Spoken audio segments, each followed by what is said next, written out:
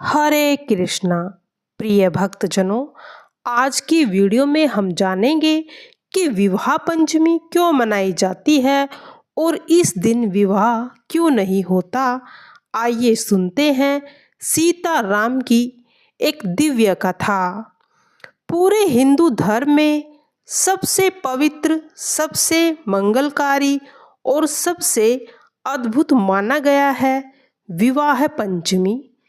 वही दिन जब त्रेता युग में धरती पर स्वयं विष्णु अवतार भगवान श्री राम जी ने जनक नंदिनी माता सीता का हाथ थामा था और पूरा ब्रह्मांड इस दैविक विवाह का साक्षी बना था।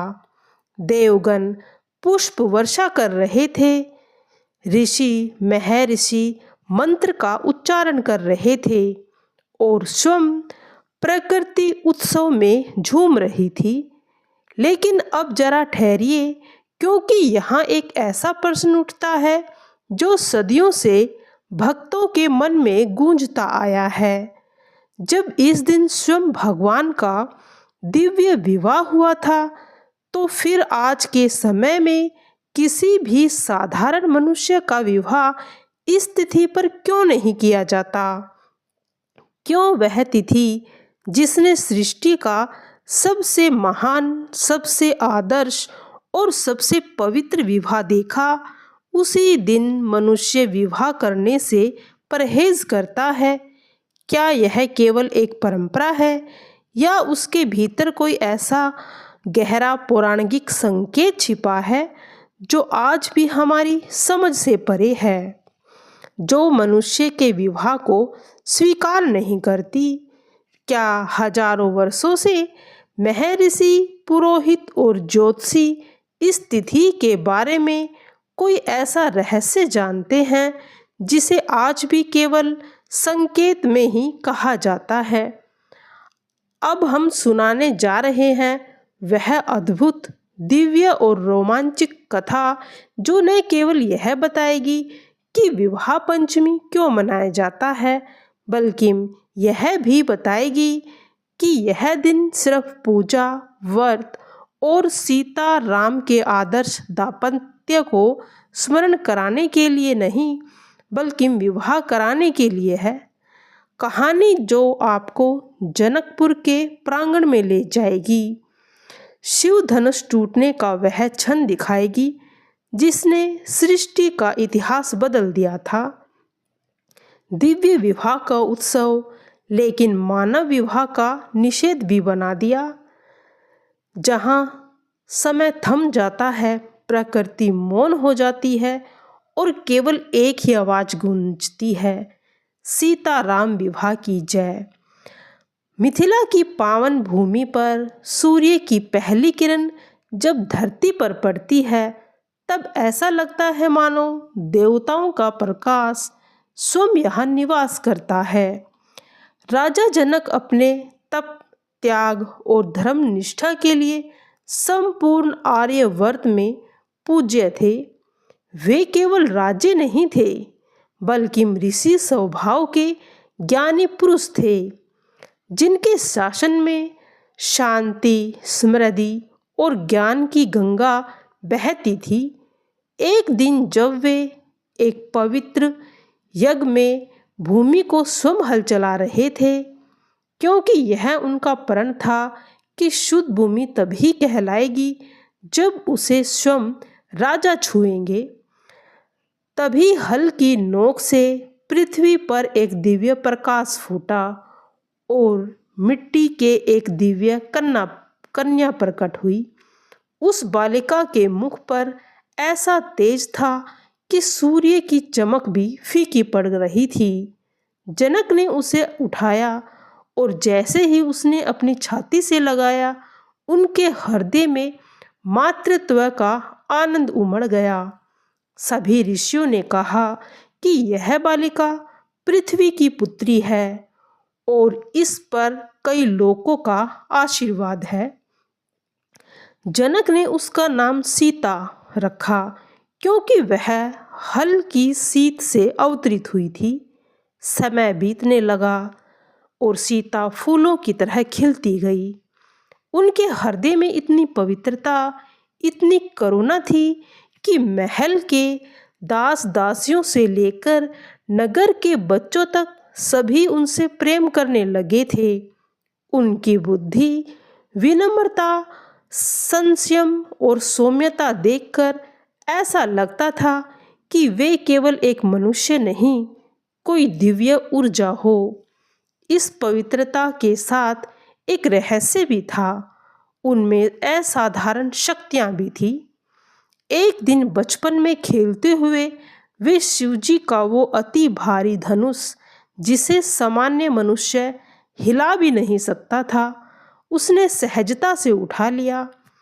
राजा जनक यह देखकर आश्चर्यचकित रह गए थे। उन्हें स्पष्ट हो गया था कि सीता कोई सामान्य कन्या नहीं थी, स्वयं प्रकृति का चमत्कार थी। उसी दिन से उन्होंने प्रण किया था कि वे अपनी पुत्री का विवाह केवल उसी पुरुष से करेंगे जो इस धनुष को उठाने की क्षमता रखेगा, क्योंकि वही वीर सीता के तेज के अनुरूप होगा। अब समय ने अपनी चाल चली और वर्षों बाद ऋषि विश्वामित्र, जो तप के देव कहे जाते थे, वे दो राजकुमारों राम और लक्ष्मण को लेकर मिथिला आए। राम के कदम पड़ते ही ऐसा लगा मानो भूमि पर चंद्रमा उतर आया। उनके चेहरे की दिव्यता, उनकी आंखें शांत, उनकी विनम्रता और तेज इतना मोहक था कि संपूर्ण मिथिला उन्हें देखते ही भक्ति से भर उठती थी। राजा जनक ने उनका स्वागत किया और बताया कि यदि किसी में शक्ति है शिव धनुष उठाने की, तो वह उनकी पुत्री का वर होगा। स्वयंवर का दिन भी आया। पूरा मिथिला सुवर्ण प्रकाश से नहा रहा था। आकाश में सफेद बादलों के ऐसे स्वरूप थे मानो देवता ने भी विवाह देखने का निर्णय कर लिया हो। मार्गों पर फूलों की वर्षा, घरों में गूंजते मंगल गीत, वेद मंत्रों का नाद और महल में लगी दीपावलियां। यह दृश्य स्वर्ग से कम न था। दूर दूर से राजा, राजकुमार, वीर योद्धा, ब्राह्मण और नागरिक भी आए थे। वे सब सीता की दिव्यता के बारे में सुन चुके थे और उन्हें पाने की इच्छा उनके मन में भी थी, किंतु शिव धनुष को उठाने का सहज साहस किसी में न था। सभा में राजकुमारों ने धनुष उठाने का प्रयास किया। किसी के हाथ कांपे, किसी के घुटने डगमगाए, किसी की सांसें तेज हो गई। धनुष तो दूर, वे उनकी नोक तक को भी न हिला पाए थे। जनक ने निराश होकर कहा, हाय, क्या मेरी सीता इतनी दुर्लभ है कि कोई भी वीर इस धनुष को उठा नहीं सकता। तभी विश्वामित्र ने राम की ओर देखा और शांत स्वर में कहा, राम उठो, धनुष के पास जाओ। राम सरलता से उठे, जैसे धरती पर सबसे सहज कार्य कर रहे हों। उन्होंने धनुष को प्रणाम किया और दोनों हाथों से ऐसे उठाया जैसे वह किसी योग्य के आने की प्रतीक्षा वर्षों से कर रहा था। राम ने धनुष को उठाया, फिर धीरे धीरे प्रत्यंचा चढ़ाने के लिए मोड़ा। उसी क्षण एक देव सदृश गर्जना हुई। धनुष भंग होने का उनकी ध्वनि से संपूर्ण त्रैलोक्य हिल गया। देवताओं ने खुश होकर पुष्प वर्षा की। सभागार में तालियों, जय घोष, मंत्र के उच्चारण से गूंज उठा था। सीता के हृदय में आनंद का जो प्रकाश फैला, वह संसार के किसी शब्द में वर्णित नहीं हो सकता। उन्होंने मन ही मन स्वीकार कर लिया था कि यही उनके आराध्य राम है। धनुष भंग के बाद विवाह की तिथि निश्चित हुई। अयोध्या के महाराज दशरथ को बुलाया गया।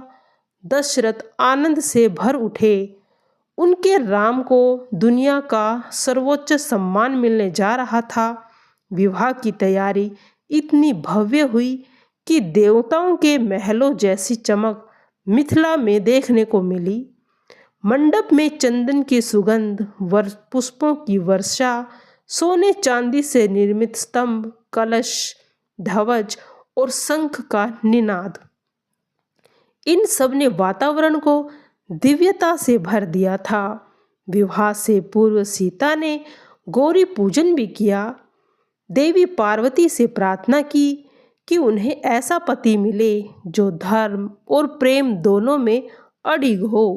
वही राम ने भी शिवजी को प्रणाम कर संकल्प लिया कि वे सीता का सम्मान करेंगे, उन्हें सदैव संरक्षण देंगे और धर्म के मार्ग से कभी भी विचलित नहीं होंगे।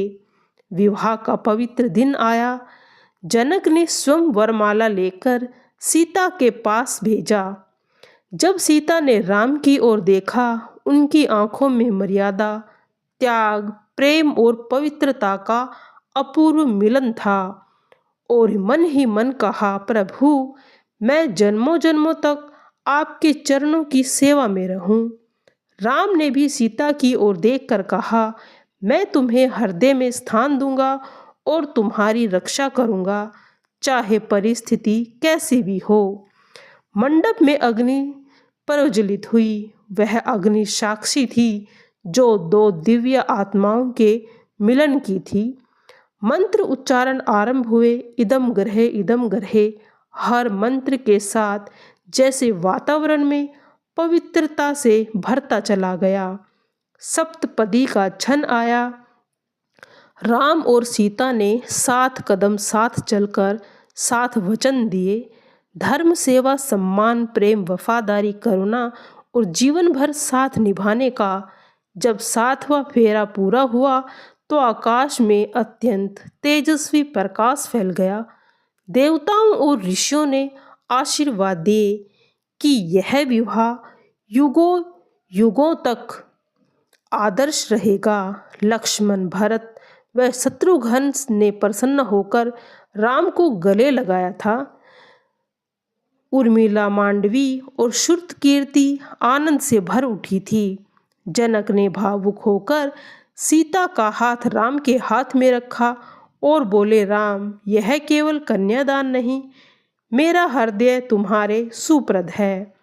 दशरथ ने कहा, निश्चिंत रहो जनक, सीता हमारे कुल की लक्ष्मी होगी। विवाह के बाद उत्सव हुआ और वह सर्वगिक था। नगर में दीप जलाए गए, सड़कों पर पुष्प बिछाए गए, हर घर में मंगल गीत गूंज उठे।